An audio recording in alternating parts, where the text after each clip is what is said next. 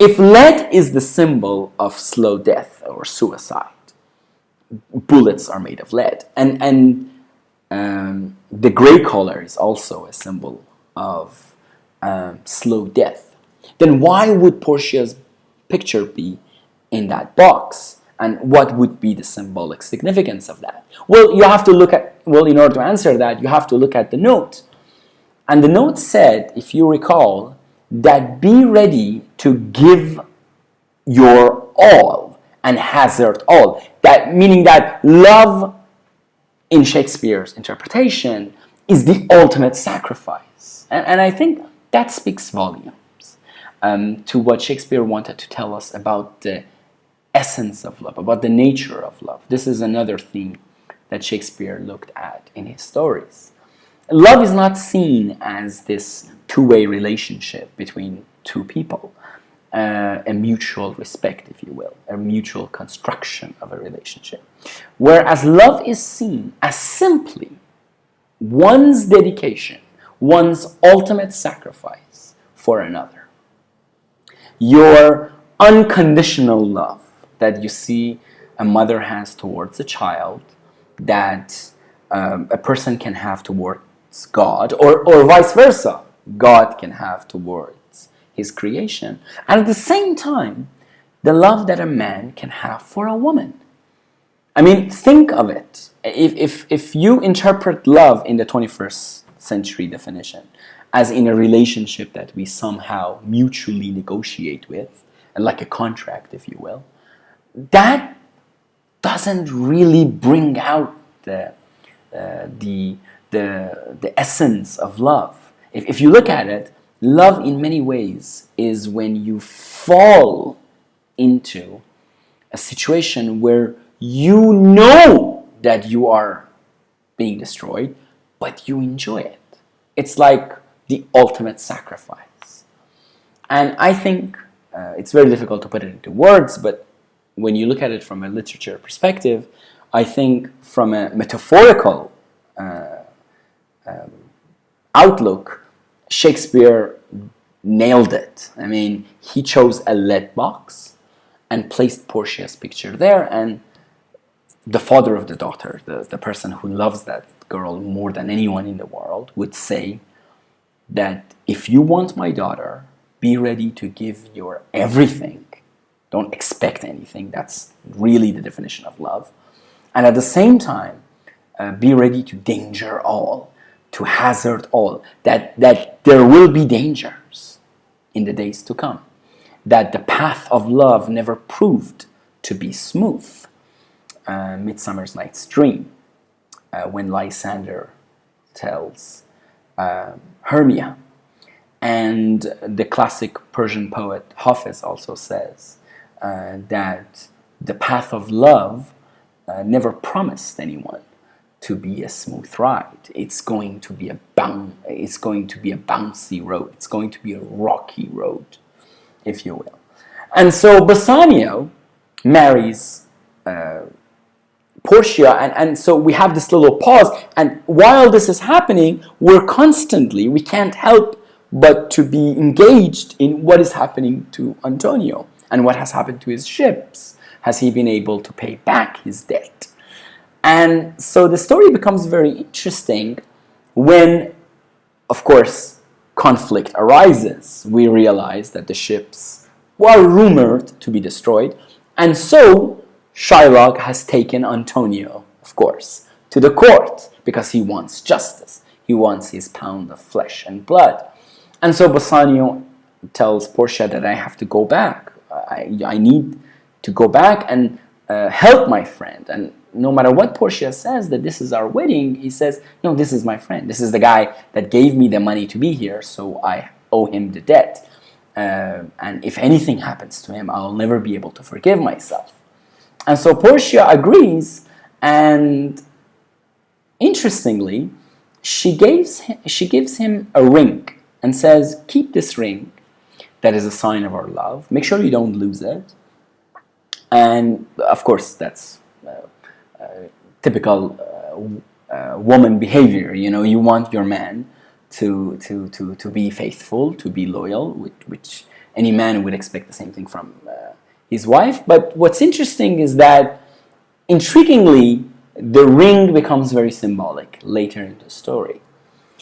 Because Bassanio comes back to the court and realizes that Shylock has taken Antonio to the court and there is nothing that he can do. No matter what the Duke says, Shylock is inconvinced. He cannot be convinced otherwise. He doesn't want to be convinced. This grinding grudge of destroying Antonio, this grudge that he has held for so long, and he's so close to seeing his vengeance up close and personal. Vengeance is a dish served best cold, and Shylock would love to have that dish now. Especially with the fact that Jessica, his daughter, has taken his gold and left with Lorenzo, and so he is furious. And it's very interesting that when Solanio and Solarino ask Shylock to be forgiving, he has a very interesting answer. He says, what makes me different than people of Venice? What is the difference between us, right? If you were in my shoe, you would expect justice. I want justice too. And why would you think that just because we are a minority, we should be treated differently, that we shouldn't have the rights that you have? If you cut us, will we not bleed? And I think that quote is very symbolic in the sense that although Shylock is an antagonist, you begin to relate and you begin to sympathize with him. I think in many ways Shakespeare places characters like Brutus and Shylock for a reason. Brutus is your honorable man that you're supposed to admire and you're supposed to respect. But at the same time, you have the least respect for him because he chooses to dishonorably betray Caesar and backstab him. That is your textbook definition of treachery. How can you go back against it?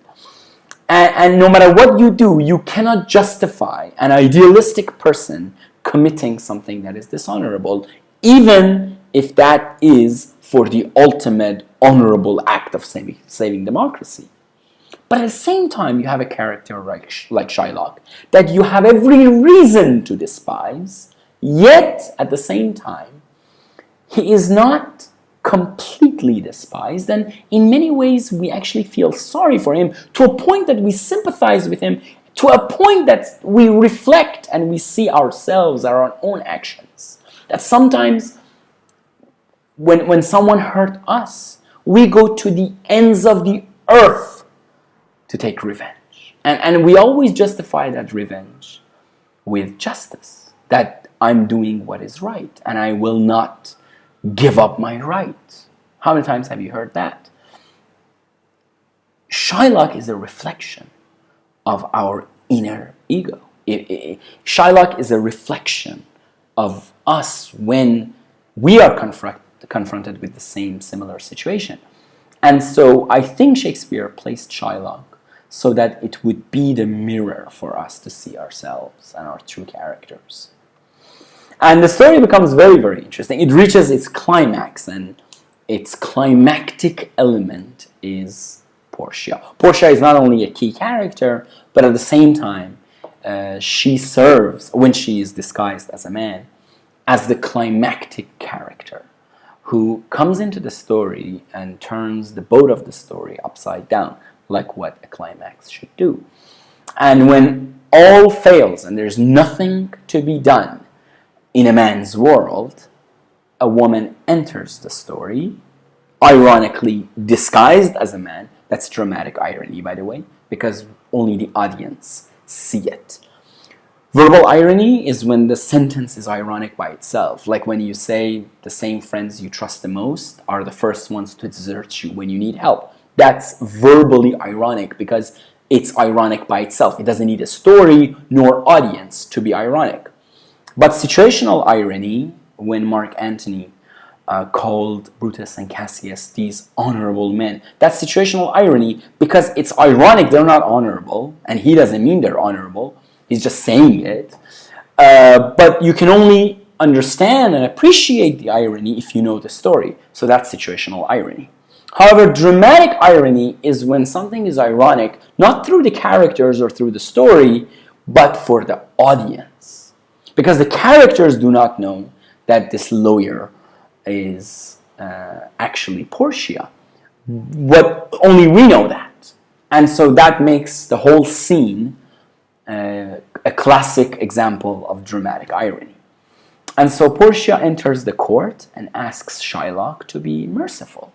She reminds Shylock that it is better to have mercy, for it is blessed twice, for the one who gives and the one who takes.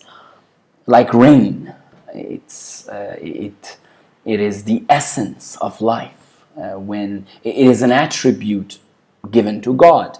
And mercy and its nature is what Shakespeare is really looking at in this story.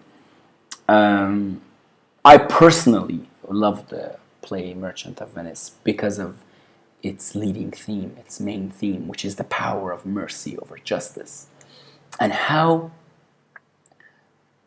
when we create this world of laws, these laws are so futile, so weak if you think about them. We constantly change these laws. And people who come into power, they change laws as they wish. And yet they pretend as these were the laws of nature that were never changed nor never will. However, these laws change faster than when we change in our appearance. And so when something 30 years ago is a law and now it's not, I'm going to live on this planet for 60, 70 years, then why should I abide by these laws? I think that's what Shakespeare is trying to trigger, to make us think that the justice that we have created is so weak, is so incomplete. It needs something. Because this justice is made by the power of man. And the power of man is so fleeting. It's not consolidated. It's not there to stay forever. It's going to come and go. And so what it needs to give it life is a blow of the spirit of mercy. What it needs is the spirit of mercy, is that feminine touch. It's like a man's world. I mean, men always think that they can survive, but you'll be surprised that men need women to survive. This is a fact. It's not just a psychological need. It's not just a physical need. It's more than that. It's a social need.